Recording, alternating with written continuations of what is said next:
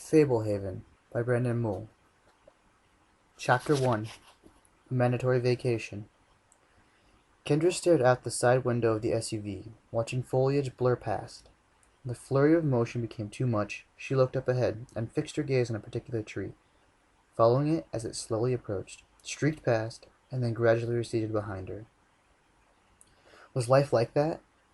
You could look ahead to the future or back at the past, but the present moved too quickly to absorb. Maybe sometimes. Not today.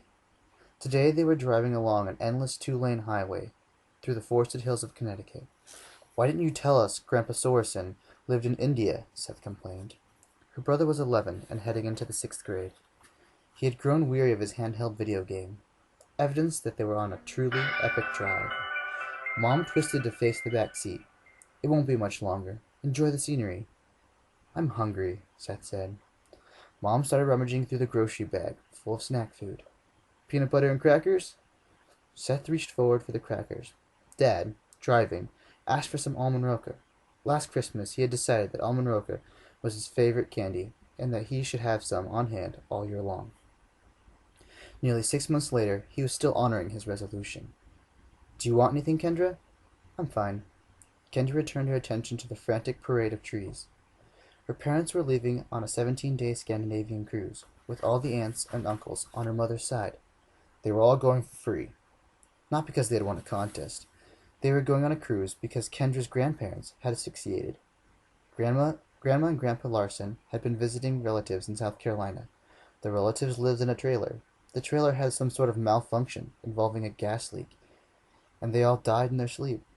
Long ago, Grandma and Grandpa Larson had specified that when they died, all their children and their spouses were to use an allocated sum of money to go on a Scandinavian cruise. The grandchildren were not invited. "Won't you get bored stuck on a boat for 17 days? Kendra asked. Dad glanced at her in the rearview mirror. "The food is supposed to be incredible. Snails, fish eggs, the works." "We're not all that thrilled about the trip," Mom said sadly. "I don't think your grandparents envisioned an accidental death when they made their request. But we'll make the best of it." "The ship stops in ports as you go," Dad said, deliberately redirecting the conversation. "You get to disembark for part of the time." "Is this car ride gonna last 17 days? Seth said. "We're nearly there," Dad said. "Do we have to stay with Grandma and Grandpa Sorrison?" asked Kendra. "It'll be fun," Dad said. "You should feel honored. They almost never invite anyone to stay with them." "Exactly. We barely know them. They're hermits." "Well, they're my parents," Dad said. "Somehow I survived." The road stopped winding through forested hills as it passed through a town. They idled at a stoplight, and Kendra stared at an overweight woman gassing up her minivan. The front windshield of the minivan was dirty, but the woman seemed to have no intention of washing it. Kendra glanced up front. The windshield of the SUV was filthy, smeared with dead bugs, even though Dad had squeegeed it when they last stopped to refuel. They had driven all the way from Rochester today. Kendra knew that Grandma and Grandpa Sorrison had not invited them to stay. She had overheard when Mom had approached Grandpa Sorrison about letting the kids stay with them. It was at the funeral. The memory of the funeral made Kendra shiver. There was a wake beforehand, where Grandma and Grandpa Larson were showcased in matching caskets. Kendra did not like seeing Grandpa Larson wearing makeup. What lunatic had decided that when people died, you should hire taxidermists to fix them up for one final look? She would much rather them alive than on a grotesque display in their Sunday best. The Larsons were the grandparents who had been part of her life. They had shared many holidays and long visits. Kendra could hardly remember spending time with the Grandma and Grandpa Sorrison. They had inherited some estate in Connecticut around the time her parents were married. The Sorrisons had never invited them to visit, and rarely made a trek out to Rochester. When they came, it was generally one or the other. They had only come together twice. The Sorensons were nice, but their visits had been too infrequent and too brief for real bonding to occur.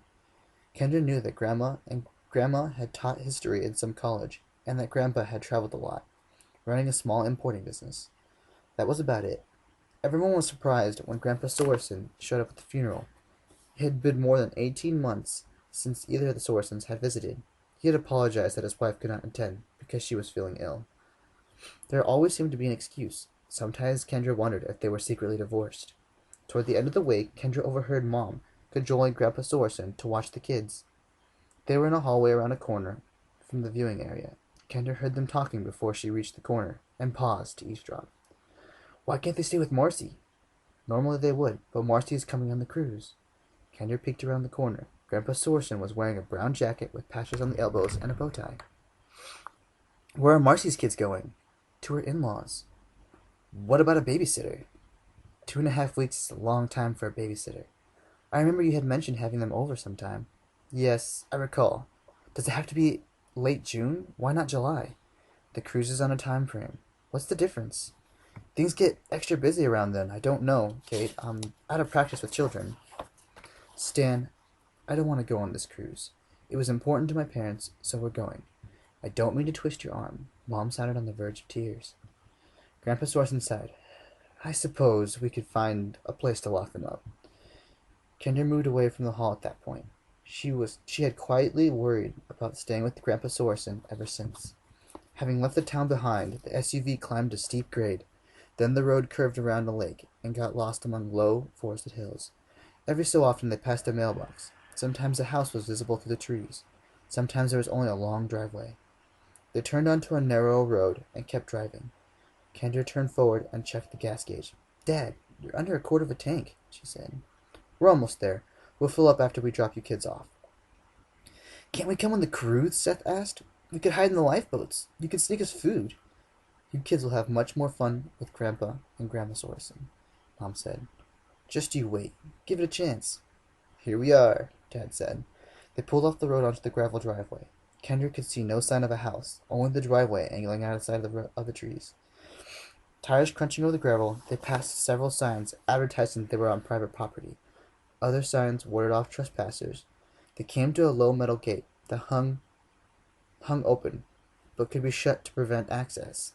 This is the longest driveway in the world, Seth complained. The farther they advanced, the less conventional the signs became. Private property, and no trespassing, gave way to beware of 12 gauge, and trespassers will be persecuted. These signs are funny, Seth said. More like creepy, Kendra muttered. Rounding another bend, the driveway reached a tall, wrought iron fence, topped with fleur-de-lis. The double gate stood open. The fence extended off into the trees as far as Kendra could see in either direction. Near the fence stood a final sign. Certain death awaits. Is Grandpa Sorson paranoid? Kendra asked. These signs are a joke, Dad said. He inherited this land. I'm sure the fence came with it. After they had passed through the gate, there was still no house in sight, just more trees and shrubs. They drove across a small bridge spanning a creek and climbed a shallow slope. There, the trees ended abruptly, bringing the house into view across a vast front lawn. The house was big, but not enormous, with lots of gables and even a turret. After the wrought iron gate, Kendra had expected a castle or a mansion, constructed out of dark wood and stone. The house looked old, but in good repair. The grounds were more impressive. A bright flower garden bloomed in front of the house. Manicured hedges and a fish pond added character to the yard. Behind the house loomed an immense brown barn, at least 5 stories tall, toppled by a weather vane. I love it, Mom said. I wish we were all staying. You've never been here? Kendra asked. No, your father came here a couple of times before we were married. They go the extra mile to discourage visitors, Dad said. Me, Uncle Carl, and Auntie Sophie, none of us have spent much time here. I don't get it. You kids are so lucky. You'll have a blast. If nothing else, you can spend your time playing in the pool. They pulled a stop outside the garage. The front door opened and Grandpa Sorson emerged, followed by a tall, lanky man with large ears and a thin old woman. Mom, Dad, and Seth got out of the car. Kendra sat and watched.